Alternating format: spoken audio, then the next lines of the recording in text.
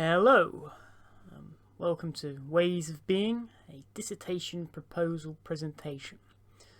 So this is the proposal presentation I performed as part of my final year of university for my theoretical dissertation, which was Ways of Being, the Spectator and the Spectacle. So basically this presentation was essentially a pitch to say, okay, I've done my initial research into what literature and what other materials are out there, and I've brought it all together, and I've drawn up a basic outline for my presentation, and now I'm going to pitch it to you. And I pitched it to 3 of my tutors from my course. So that's what I'm going to do now, pitch you my presentation. Okay, so a brief summary of what my presentation is going to be. So the introduction, reconfiguring cinema and the spectator. Really my aim for this dissertation is to look at the cinema and the spectator as they exist now. What is happening to these factors and how does this change our experience of cinema? And really my dissertation is a revisionist look at established film theory in regards to shifting trends of exhibition and spectatorship. So obviously I'll outline that in the introduction, and then chapter 1, looking beyond the gaze, the place, body and context of spectatorship. This will largely deal with what I covered in my literature review, which I submitted before Christmas, before I originally performed this dissertation, and which you can read if you follow the links in the video description.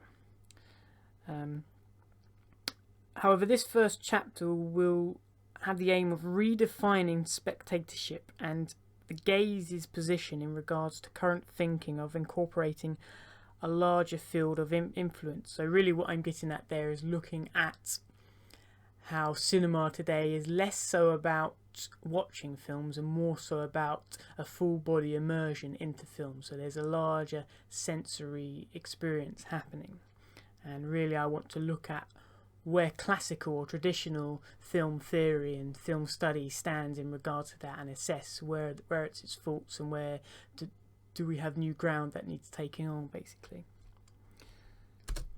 So chapter 2, exhibiting an immersive spectacle, exploiting the dimensions of the spectator and the cinema. So building on what I just said, this chapter will examine the new and emerging hypercinema paradigms such as IMAX, which is a prime example, and other new technologies such as moving seat technologies, higher frame rates, just really all the technologies that are gradually being introduced, like 3D, to essentially pull the viewer into the film even more so, to make it more essentially like, virtual reality.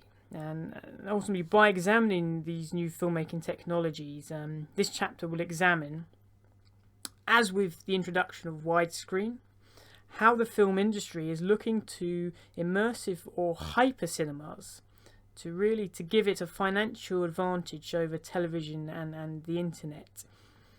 So really looking at how the cinema is exploiting these new technologies to provide an experience that television or something such as YouTube will be hard pressed to match. So giving the customer something they're willing to go out to the cinema and pay for. And additionally, this chapter would look at the public's growing demand for more immersive filmic experiences. So I think there is a great demand at the minute. People want a new type of experience. They want to be wowed. They want to see something on a humongous IMAX screen which just completely pulls them into the film and gives them experience that they've never had before. But this chapter will also look at how our impression of the film text in regards to examine it from a film theoretical and film studies point of view is changing, and where this places the spectator in relation. So the conclusion I would like to make in the previous section. So really chapter 1 I'm going to start laying the groundwork for it in regards to traditional film theory and film studies practice, and in chapter 2 I'll from my own thinking, from my own theorization, I will attempt to update it and propose, okay, this is where film theory stands in regards to it, and this is really where it needs to go in order to adequately tackle it. And then that would lead into chapter 3, an imperfect aesthetic, from the look and distance of film to the touch and smell of nostalgia. So this chapter will be focused on classical cinematic technologies and methods of filmmaking, and it will discuss whether or not a state of equilibrium and artistic perfection has been established in the filmmaking practices of the past century. And then this chapter will then open up to discuss whether or not new technologies are detrimental to cinema, and whether or not cinema is developing into an art form or experience beyond the classical cinema. And ultimately this will follow what was established in film theory and introduction through the senses, which was a key text I examined in my literature review. And ultimately that focused on how cinema could be considered another way of being in the world.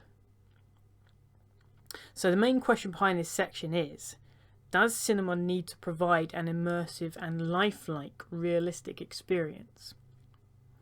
So this third chapter was not included in my final dissertation, purely because the word count absolutely exploded into 30,000 words, which was 20,000 more than I was actually allowed to submit. And long story, I won't get into it, it's a long story. So basically, eventually all I submitted was my introduction, chapter 1, chapter 2, and my conclusion. Everything I wrote for chapter 3 ended up being appendix material. So it is in there, but it's not part of the main argument of the main body. It's side arguments, which really I've been tackling with ever since graduating, and I'm looking at in my own time now as part of my extended research. So a lot of loose ends were left, and really those were what would have originally been in chapter 3, as I've just pitched it and as I originally pitched it. So moving on from chapter 3, we would transition into the conclusion, ways of being in the cinema. And we're going to come back to this. So let's move on. So my rationale for the project. It deals with a current issue, and it really, in this section, I'm really just iterating what I established in my literature review. I mean, the Christmas break that stood between submitting my literature review and formulating this presentation, my overview, my vision for my dissertation didn't really change much. If anything, it was just enforced more so by the research I did throughout the Christmas period. And more and more so, I realised that I was dealing with a current issue, which was something I'd not dealt with before in my own studies, and certainly was something I saw as a challenge, and certainly something that I was very keen to take on.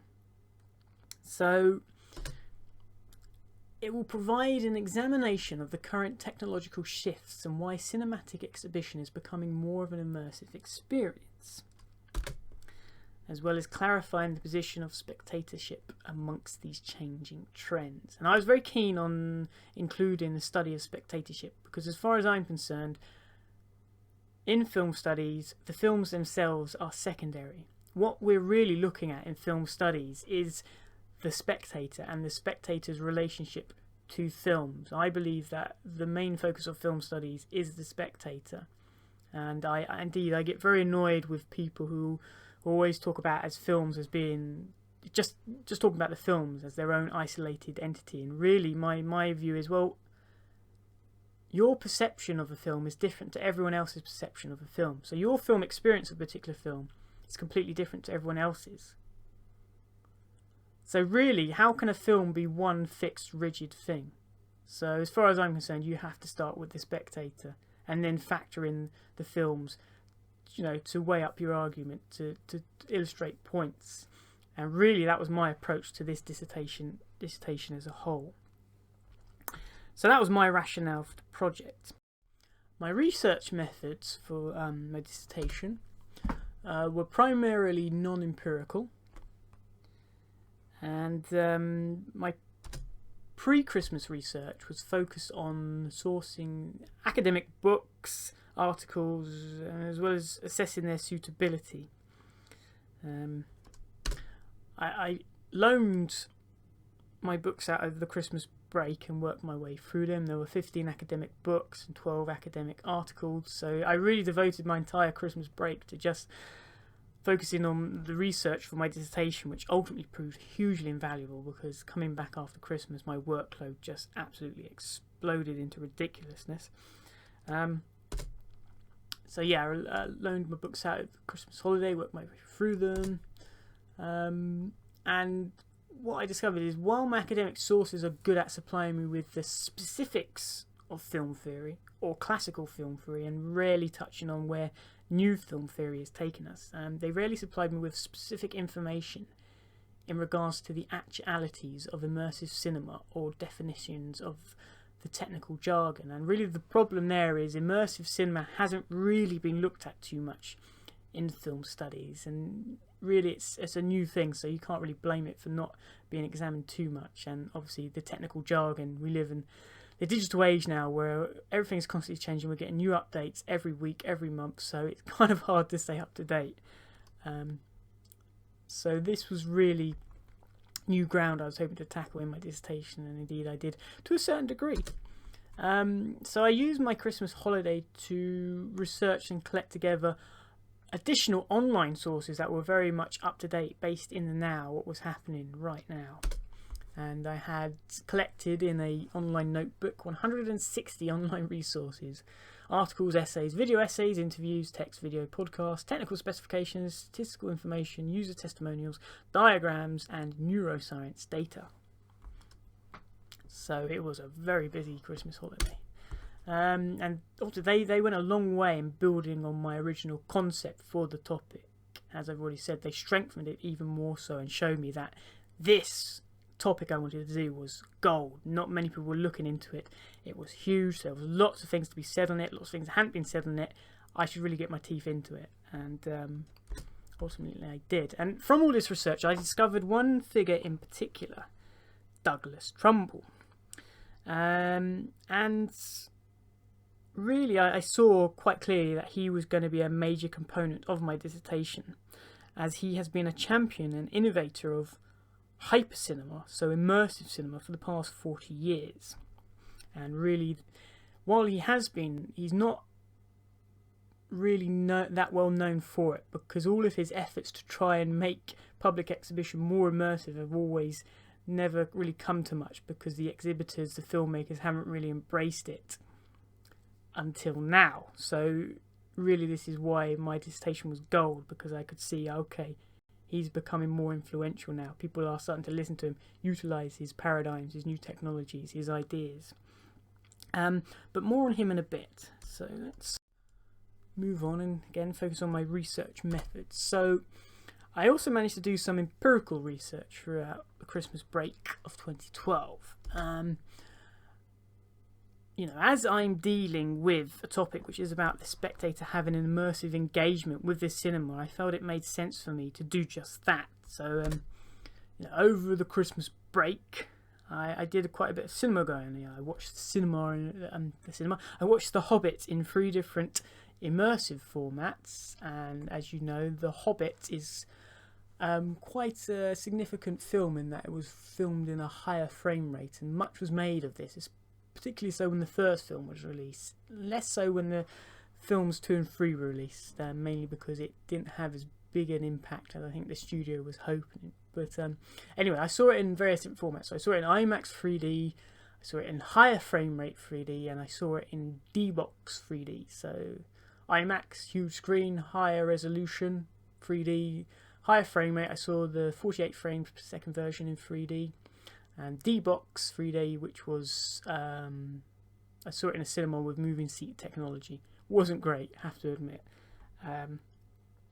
But yeah, I also saw Life of Pi in Dolby Atmos. Now at the time, Dolby Atmos had just come out. Dolby Atmos is basically Dolby's #1 surround sound paradigm technology they've got at the moment. It's vastly more immersive than traditional surround sound, mainly because it's overhead now as well, opposed to being all around. So it literally is all around. Although I think they should work out a way to install speakers in the floor, because then it would truthfully be all the way around. But I saw Life of Pi in Dolby Atmos in, at the time, 2012, the only cinema that had it installed. It had just had it installed, which was the Empire Cinema in Leicester Square. And yeah, it sounded great, Life of Pi. I mean, if you've seen it, I think you begin to appreciate why a soundscape like that would benefit it. My only complaint was the fact that the screen was too small, because the problem with Dolby Atmos is the sound is so big, so much around you, so immersive, and then you're looking at a little rectangle which is on the wall quite a bit away, and it kind of doesn't really sync up. I think if you had Dolby Atmos with an IMAX screen, then you're talking. So anyway, I'm drawing on all the observations I made on public film exhibition and the experiences I've had for it, not just from the Christmas break, but from my life as a whole. You know, I feel by doing this, I will give my dissertation another layer of knowledge and engagement and passion as well as giving me another excuse to go to the cinema, which I always enjoy doing. Okay, so my indicative bibliography. So this was just really the academic. With a dissertation, you have to have a certain amount of academic sources. I think it was 15, or I think it was 10 or 15 for my dissertation. So my strategy was basically like, get in the library and just find 10 or 15 books and book them out.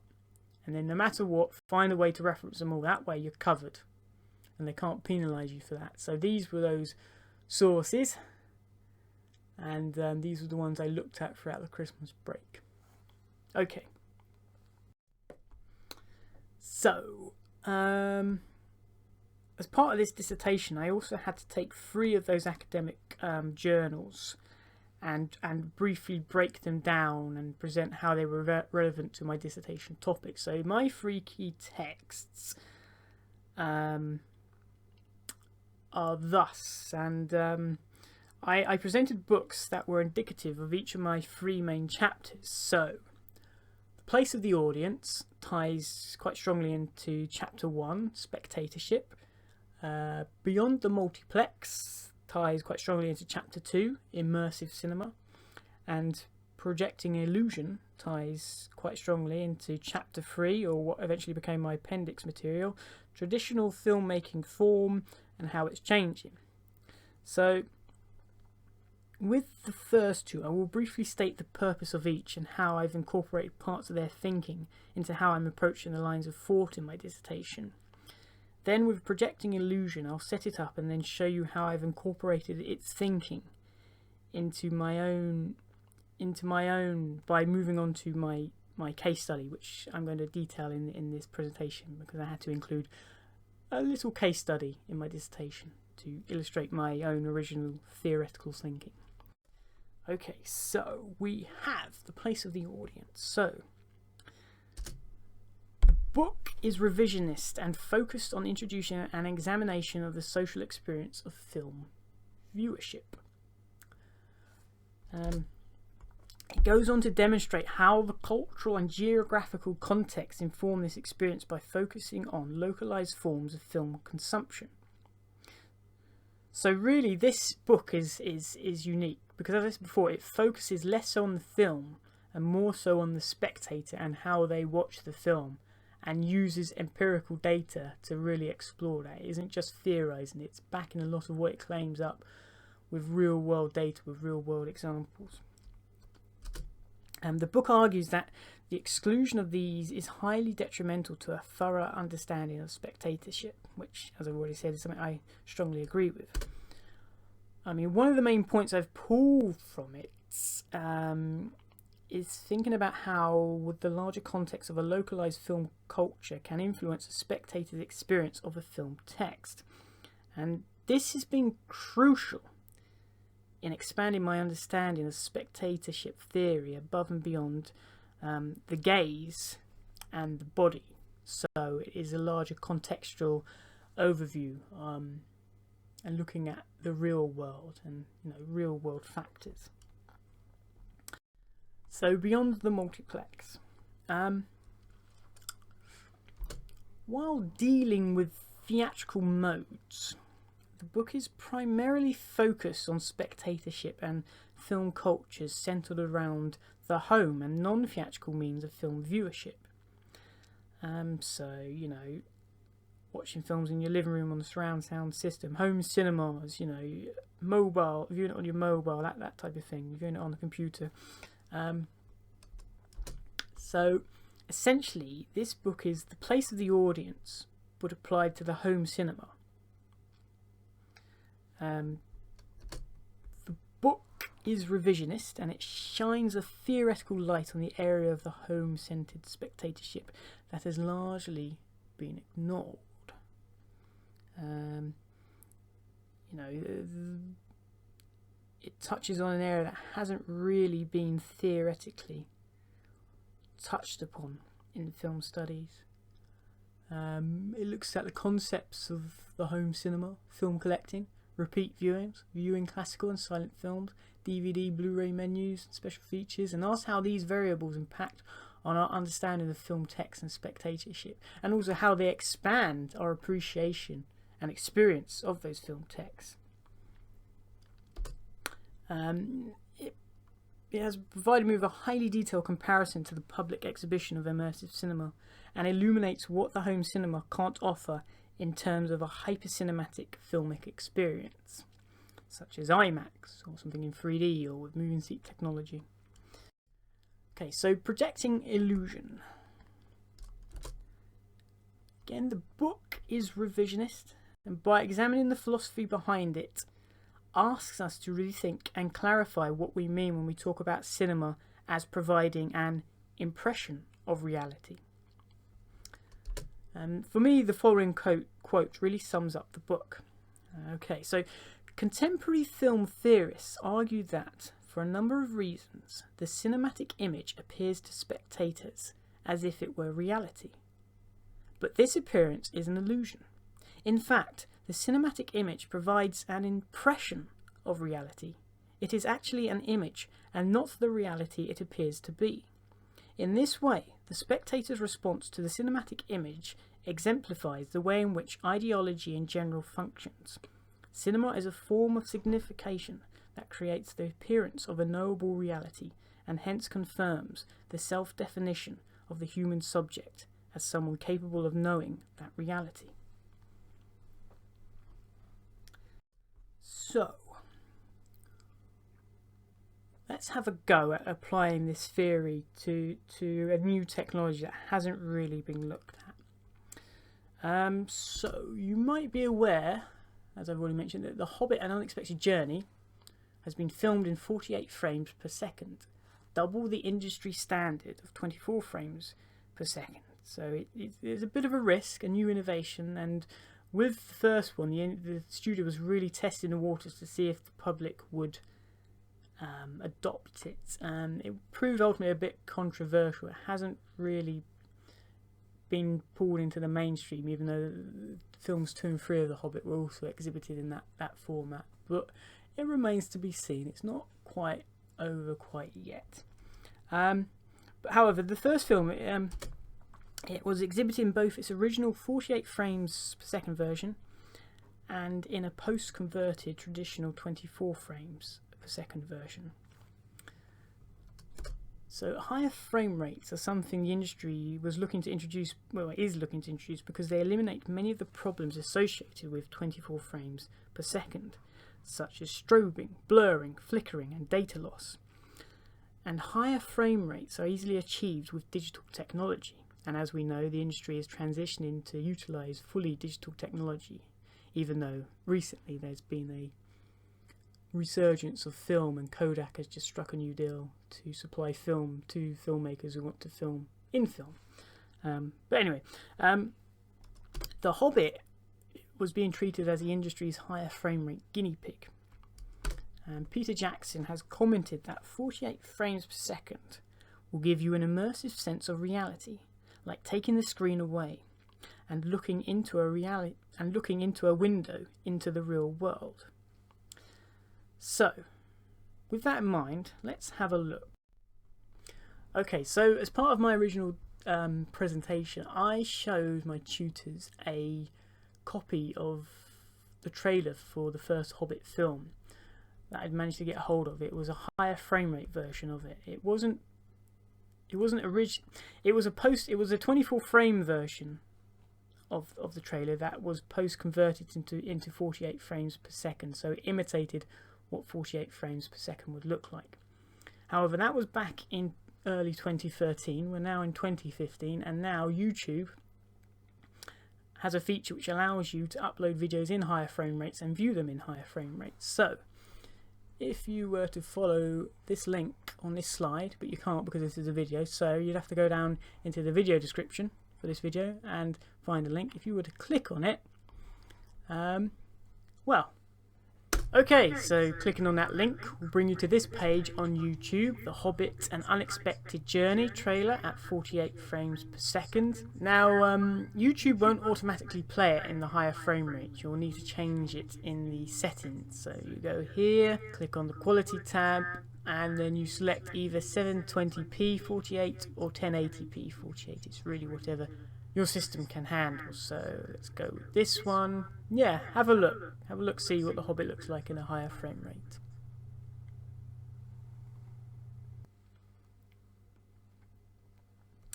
Okay, so I showed that trailer in its higher frame rate version to the tutors, and I asked their opinions. What do they think? And it didn't go down too well. They weren't very impressed. They said it looked too much like television. It removed, the cinematic, filmic quality from it. And overall, they didn't really like it too much. And really, those comments kind of chimed true with a lot of the negative feedback that the higher frame rate versions had received on all the Hobbit films.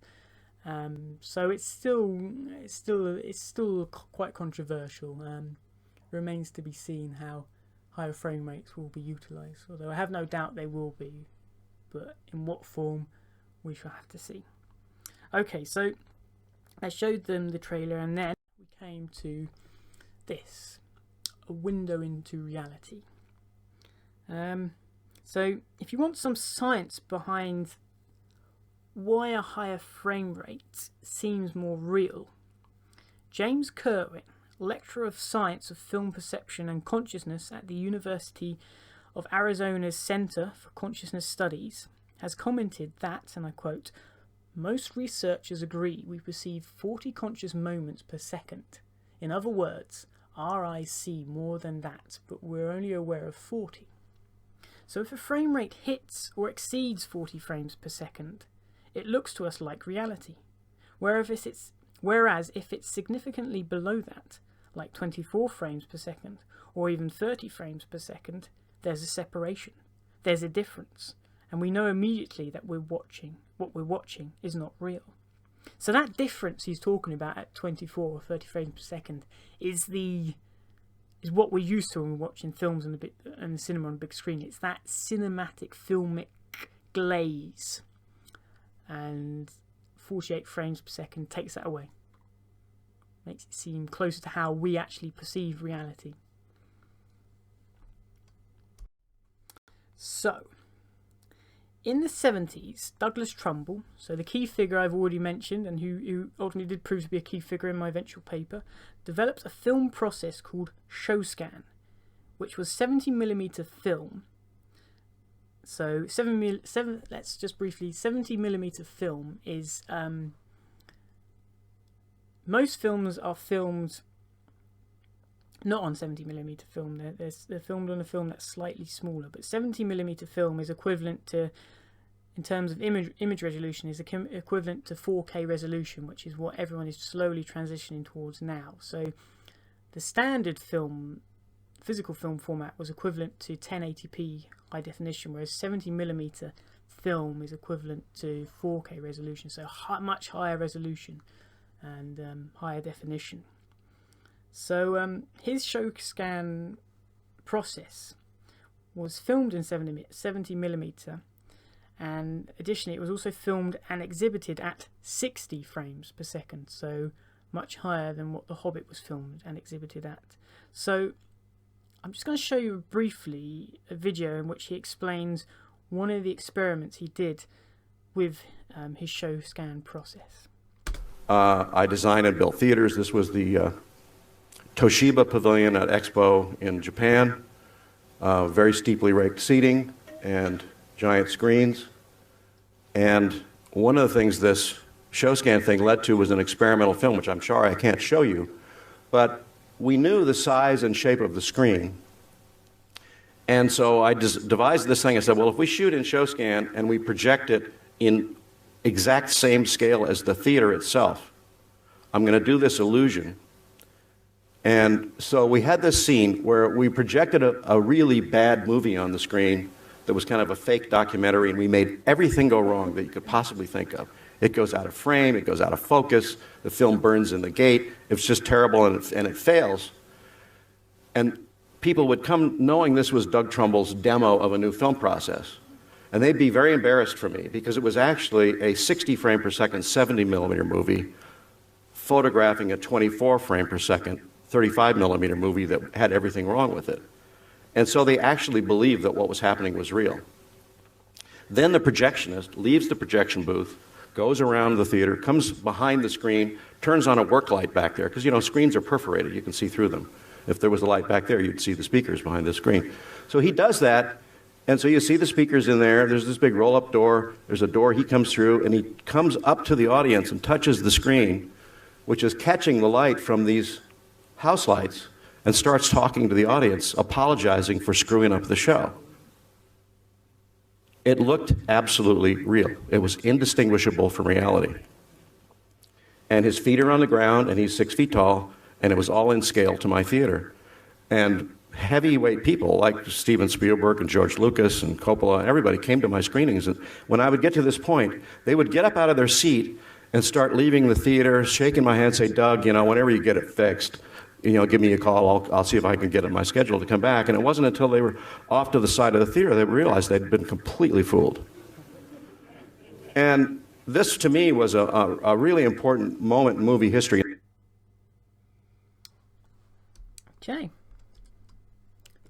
So, like I said, Douglas Trumbull, quite a significant figure who, for a number of decades now, hasn't really been acknowledged. So, worth considering. So, a question you can ask from this is,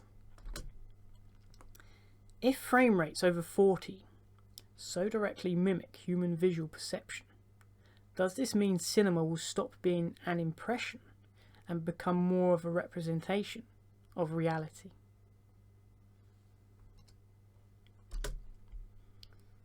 I don't know. I think the impression concept still holds pretty strong. Even if the cinematic image becomes indistinguishable from reality, I think there are still other variables beyond the gaze which inform the cinematic experience as being exactly that, a cinematic experience, not pure reality. Trumbull's experiment was done under very specific and controlled circumstances.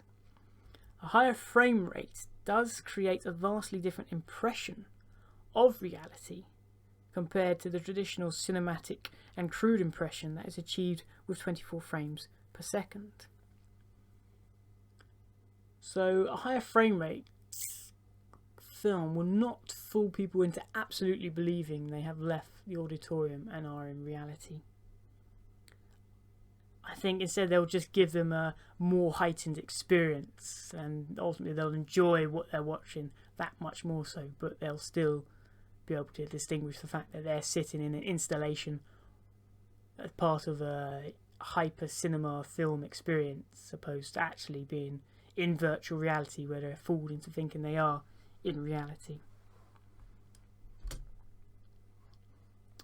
So high frame rate does create a vastly different impression of reality compared to traditional cinematic crude impressions that is achieved with 24 frames per second.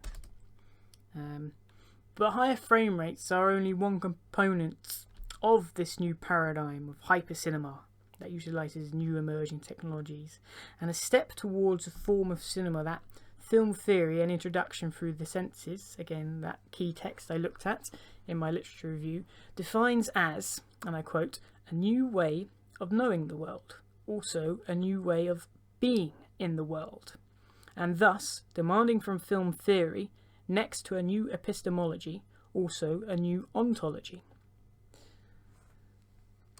So this is the primary focus of my dissertation. But it does comprise one of its major... So this is the primary focus of my dissertation. But it's also not the primary focus of my dissertation. But hopefully it does comprise and demonstrate my approach and one of the major questions I'm going to be exploring. How do these new methods of filmmaking impact on traditional film form, film theory, and film reception? So, my possible overall argument. The different ways of being in the cinema and of experiencing a film text, as exemplified both through how the spectator absorbs and adds to that experience, as well as how the film presents itself to the audience as various types of formatted spectacle.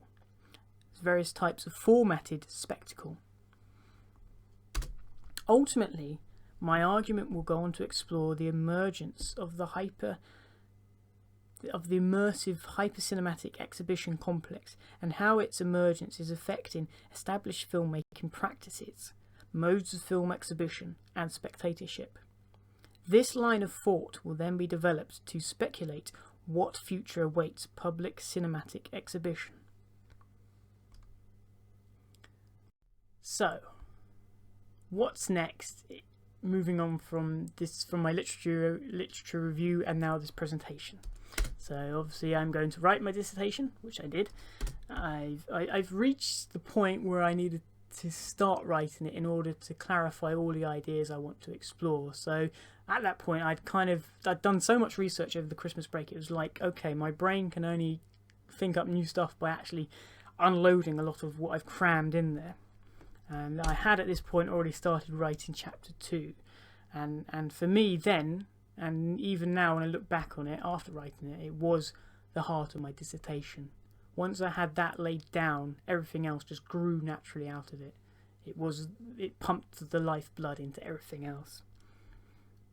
And so obviously I started writing that, and then I moved on to chapters 1 and 2, and then from that I developed my introduction and my conclusion. And then I found out it was way too long, reconfigured it slightly, pulled out chapter 3, turned it into appendix material, and eventually submitted it. But at this point, I hadn't got to that point. So at this point, my research was not complete. And not for a second did I think it was complete. Not at all. There were many gaps I knew I still had to plug and figure out. So it's only once I put my research into practice that I knew where I was going to need to do more research. So I hope you enjoyed that. That was my pitch for my presentation. It got awarded a first. They enjoyed it very much. And ultimately, my award-winning firstastic dissertation, Ways of Being the Spectator and the Spectacle, was developed from it. So it was overall a hugely enriching and rewarding and educational experience. So thank you for your time.